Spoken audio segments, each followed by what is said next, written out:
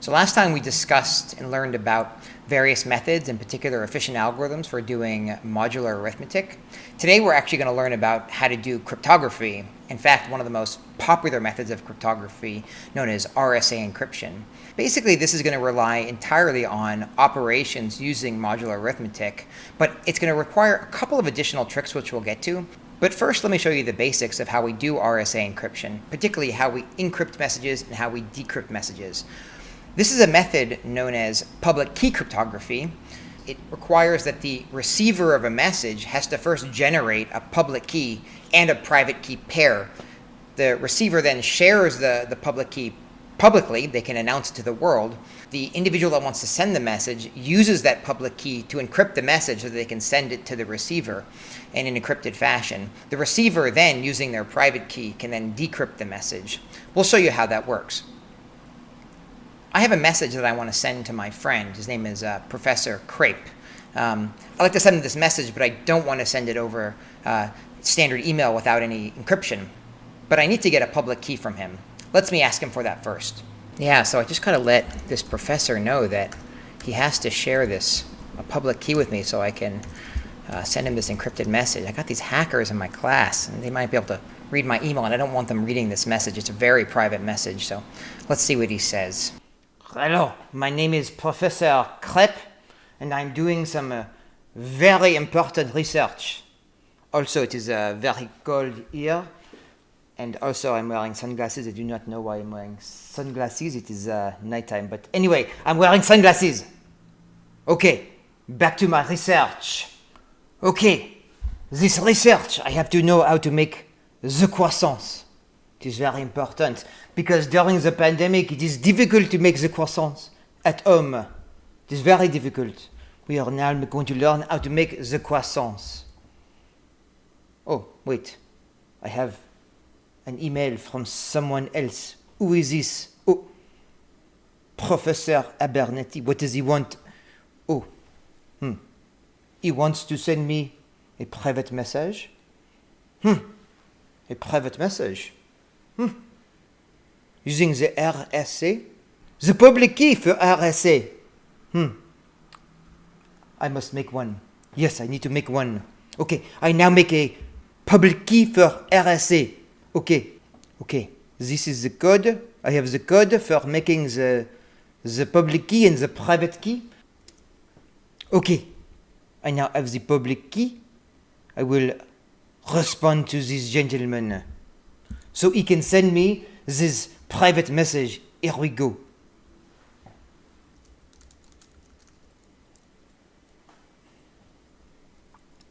Okay, I press send now. Here it goes. Oh, cool. It looks like we got a response back from Professor Crape. What did he say? Oh, he actually shared his public key with me now. What is this public key? It looks like his public key contains this P times Q thing and then this random exponent. These are just some big numbers. Let me just copy this into my Python code so we have this stored. Okay, good. That's going to be important for me. All right, so the question is, how do we actually do this encryption? I have a message I want to send him. What is that message? Here's the message I actually want to send him. Yeah, so the message I'm going to send him is just to tell him that I think that French accents are kind of silly. I'm going to break it up into little chunks that I can send him. I'm going to encrypt each chunk. So in this case, I'm going to use a chunk as just a character. Typically, you'd use longer chunks of the message to encrypt one by one. But in this case, I'll just go character by character. Okay, so we break this message up into a sequence of character codes. That's just this ORD function. It just takes every ASCII character and makes it into an integer.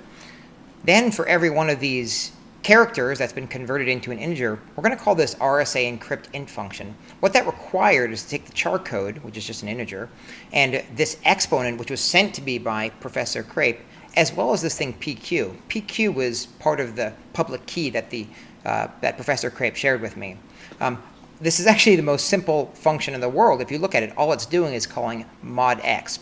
If you remember, we talked about the mod x function last time. That's just taking the message to the power expon modulo PQ. That's all that's doing.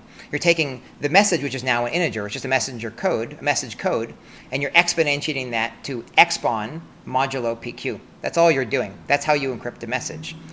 We're going to do that for every one of the characters in this message, and then we're going to send that off to Professor Crypt. Let's take a look at what that is. Okay, now I have a sequence of these integers. These are the encrypted character codes for this message, right? We're going to copy this, and now we're going to send this to Professor Crypt. Let's do that. Okay, here you go. Here's my email back to Professor Crypt. I'm just sending him the sequence of these encrypted character codes. He's going to receive that, and he'll know how to decrypt it. I cannot wait to make my croissant. Oh, Professor Abernethy has responded. What has he said? Oh, there is an encrypted message. It is a sequence of characters in integer form, but they are encrypted. Okay, let me take these characters. I will put them in the Python. Okay, now what will I do? I need some code to decrypt these messages. Okay, here is the code to decrypt the message. I call the RSA decrypt int on each character, but I need p times q and the expon inverse, which I generated as part of my private key. Okay, I decrypt every character.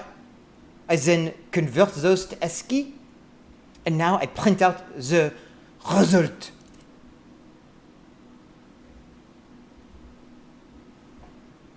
He thinks French accents are silly.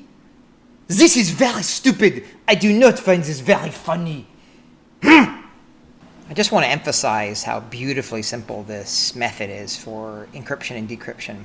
Let's just go through it again. We're going to describe the details in the next segment of the lecture.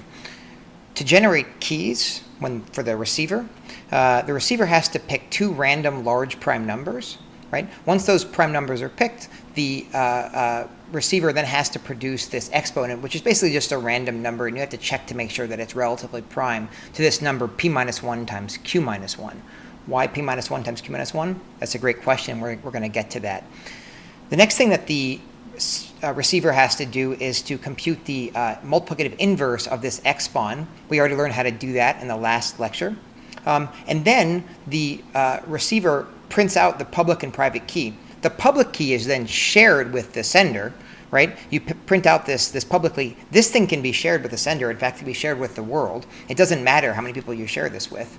The private key you keep private and you keep on your own computer. You don't share that with anyone. Okay, so now you've shared a public key with the world and with the sender. You now want that sender to encrypt a message and then send that encrypted message back to you. How does that work? Well, the idea is very straightforward. The sender has an encrypted message, let's say in integer form. Let's say it's just some large integer. The sender takes the public key, which includes p times q, not p and q. It doesn't include p and q. It includes the product of p and q. It sends p times q over, and this expon quantity. The sender then takes their message, which is just an integer form. It does modular exponentiation on the message in integer form. It takes MSG to the expon modulo PQ. That's now the encrypted message. That quantity is now sent to the receiver. You can just send that over email, and you can assume that everyone can read it. Okay, how does the receiver decrypt this message? The receiver receives the encrypted message, which is, again, just a very large integer. That integer is then taken to expon inverse modulo PQ. You just use modular exponentiation, which we learned in the last lecture. You raise encrypted message to the expon inverse, and it turns out that will be the unencrypted message. This will be the plain text message. So why does this all work? It's a good question. You have almost all the tools to understand this entirely, but there's a couple of details we're going to have to explain next time. In particular, we're going to need to explain how to generate random prime numbers, and also why it's the case that we need to find multiplicative inverses modulo p minus 1 times q minus 1. That's very important, and we're going to get to that next time.